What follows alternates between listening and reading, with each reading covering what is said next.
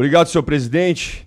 E vou começar falando uma frase para vocês que o deputado Paulo Ramos falou da França e o deputado Kim falou dos fabricantes de velas. Eu acho que vale a pena a gente fazer uma reflexão sobre uma anedota aqui.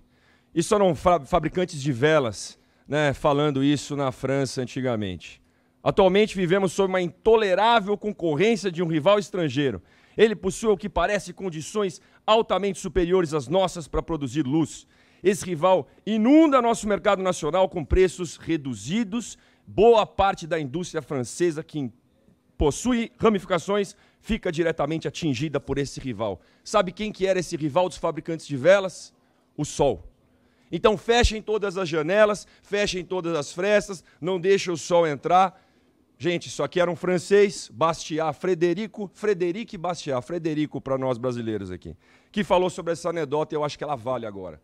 Como é que a gente vai evitar que o sol ilumine nosso país, ilumine nossa vida, traga oportunidades? Isso é a mesma coisa, gente. A gente está falando de um futuro, a gente está falando de não postergar algo que o Brasil já postergou bastante, que é qualificação do profissional, que é investimento na educação, que é dar oportunidade. Vou me permitir tecer alguns comentários sobre os palestrantes, porque eu acho que é importante, né, prestar bastante atenção e ter algumas opiniões que eu concordo, né, por exemplo, com o senhor Luiz de Souza Reis, que eu discordo. Primeira coisa, Luiz, foi um comentário que, para mim, acho que não foi muito adequado quando o senhor disse que mulher esquece de tirar a bomba do carro de gasolina e sai arrancando bomba. Depois o senhor disse, e homem também.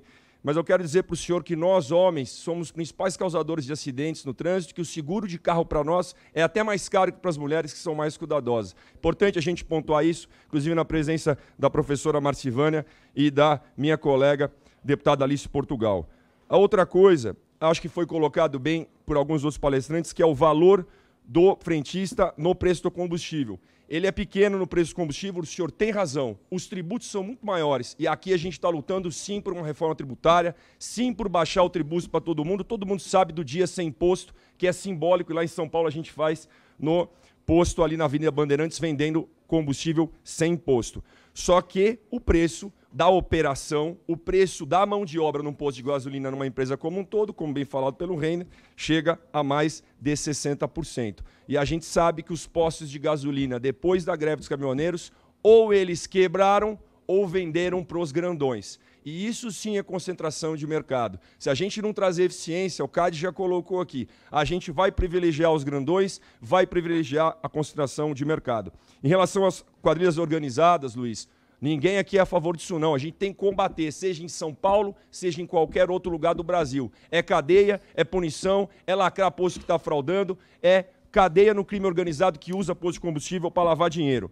Monopólio das distribuidoras. É óbvio que a gente vive um monopólio. Então, esse é um ponto que a gente concorda. Que a gente concorda que tudo ficar na mão da Petrobras, tanto refino, distribuição e dizer que o mercado é aberto, mas não dá para o outro entrar aqui. Isso não é só no combustível, não. É no gás e por aí vai. A gente tem que estudar o modelo de abrir mercado no Brasil. E esse é um ponto que a gente concorda. Se a gente abrir mercado, não ficar tudo na mão de uma estatal, que foi a maior fonte de corrupção, não só do Brasil, mas da história, a gente vai começar a ter condições mais iguais aqui no nosso país. Sobre o emprego precarizado, o deputado Kim acabou de colocar aqui, eu também me solidarizo, a situação do emprego do frentista que está lá debaixo de chuva, debaixo de sol, né, inalando benzeno, e isso não é bom para ninguém. Ah, mas adicional de periculosidade, pode exigir o que for, mas isso não é uma qualidade de trabalho para o ser humano, isso não é dignidade, isso não é dignidade. Tinha que ganhar mais, é ser reconhecido pelo seu trabalho. Então, tem um ponto importante que acho que a gente concorda também, que não tem dignidade, que é um trabalho precarizado. O senhor Otomar do CAD colocou muito bem a redução de preço para os consumidores e, principalmente, para dar mais espaço para ter eficiência no mercado. Há de convir que essa redução pode ser pequena, mas ela existe. Trouxe o exemplo do Japão, onde é possível colocar um modelo misto. E essa é a proposta. Ninguém está falando com acabar com o emprego de frentista, ninguém está falando com eliminar, senhor Eusébio, os 500 mil empregos no Brasil, que realmente a gente vive numa situação difícil. A gente está falando de ganhar eficiência, de ser o Brasil do futuro, não ficar o Brasil do passado, quando a gente olha o que deu certo no Japão, quando a gente olha o que deu certo nos Estados Unidos. E aí eu me pergunto, qual que é a taxa de desemprego no Japão e nos Estados Unidos? É pior que o Brasil? No Japão gira em torno de 2,5 para homem, 2 para mulher. Nos Estados Unidos, menos de 4%. E no Brasil já foi 13%, agora a gente melhorou um pouquinho, mas ainda está em 11,8%. Então não é esse ganho de eficiência, essa tecnologia, que vai acabar com os empregos no nosso país. A gente está falando de soluções tecnológicas, pessoal, para o Brasil avançar. Foi comentado também pelo deputado Kim, e eu vou caminhar para uma conclusão, presidente da mesa, Daniel Almeida, deputado, nosso colega aqui na casa, sobre o Harari, que é um cara que esteve no Brasil, que escreveu algum livro que até muitos senhores devem ter visto, que é o Sapiens, conta a história da humanidade, um livro muito bom para a gente ler e olhar como é que vai ser o Brasil do futuro, a humanidade. Muitos empregos, sim, vão se tornar obsoletos. E a gente tem que se preparar, gente. Quem quiser proibir autosserviço no Brasil, sob o pretexto que está proibindo a função, que está protegendo a função, que está protegendo os frentistas, gente, isso não é justo com vocês. Se tiver frentistas aqui, eu creio que a maioria é frentista que está aqui, né? Tô reafirmando, isso não é justo com vocês. A gente tem que dar a condição, de repente fazer uma transição onde a capacitação técnica, educação profissional, a gente pode pedir isso para os postos, não precisa ser tudo de uma vez, pode ser um modelo misto para que vocês alcem voos maiores, não fiquem expostos a esse trabalho que já foi colocado pelo senhor Luiz, precarizado. Porque vai chegar uma hora que isso vai vir para o Brasil, e quanto antes a gente se preparar, melhor. Eu não quero que isso venha de uma vez e todos os trabalhadores árduos aí no posto de gasolina sofram por esse problema. Já falei da taxa de desemprego e queria só colocar mais duas coisas. A gente falou da liberdade econômica, que já veio para o Brasil. Não tem como a gente estar desadequado com a lei, desadequado com a liberdade individual do brasileiro.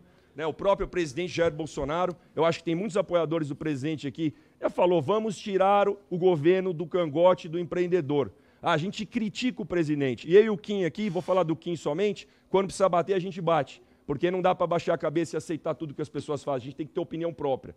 Mas esse ponto da liberdade econômica e de tirar o governo para deixar vocês mais livres e com mais dinheiro no bolso é muito importante, eu acho que é uma iniciativa boa. Para terminar, senhor presidente, para cumprir o dever cívico, senhor Eusébio, a gente tem que proteger o trabalhador, proteger a pessoa, não proteger o emprego. Porque a hora que a gente proteger a função, deputada Alice Portugal, vão ficar presos nessa função para sempre. A gente tem que proteger a pessoa. E a pessoa não é garantindo a função e o Estado amarrando. É dando qualificação, é dando educação, é ensinando a profissão do futuro. É isso que a gente precisa. Ter o sistema S aí para isso, e a gente está defendendo isso aqui na casa. É Sebrae, é Senac, é SESI. E as empresas contribuem justamente para melhorar a profissão do trabalhador. Então, eu queria deixar a minha contribuição, senhor presidente, agradecer o respeito e o diálogo nessa casa, que é importante. É muito fácil a gente conversar com pessoas que concordam com a gente. O difícil é a gente debater com quem discorda. E essa é a verdadeira arte da política. A gente está com esse projeto aqui para defender a pessoa, para preparar o brasileiro para o futuro e não para ficar estagnado no passado, como os fabricantes de vela lá que estavam com medo da concorrência do sol. Obrigado. Obrigado, deputado.